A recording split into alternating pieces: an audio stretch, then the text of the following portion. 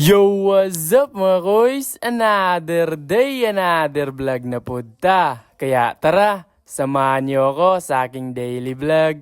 Koys El Kingani!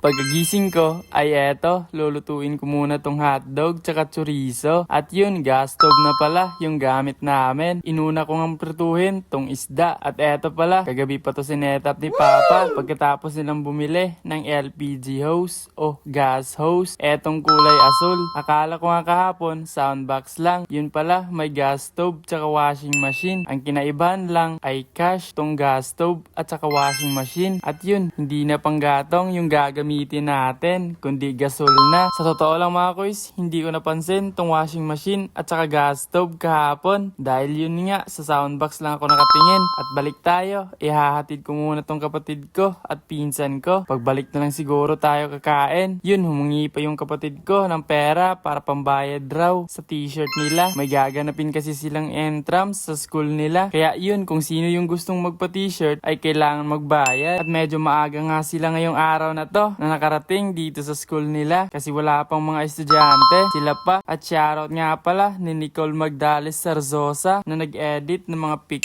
ko. Tsaka kay Angelo Magdales, maraming salamat sa inyo dahil iniidolo niyo ako. At nung pag-uwi ko ay agad-agad na akong kumain ng almusal. Si mama na pala yung nagluto ng hotdog. Kasi yun nga, hinatid ko pa yung kapatid at pinsan ko. Maliligo na sana ako pagkatapos kong kumain. Ang kaso, nawala yung tubig. Mamaya pa raw hapon babalik. So ayun, pagkatapos kong kumain ay pupunta lang ako doon sa may tabing dagat para magpahangin. Sarap nga maligo sa dagat kaso walang tubig. Aray ko, dito lang muna tayo. At para lagi kayong updated sa mga latest vlog ko, just follow me.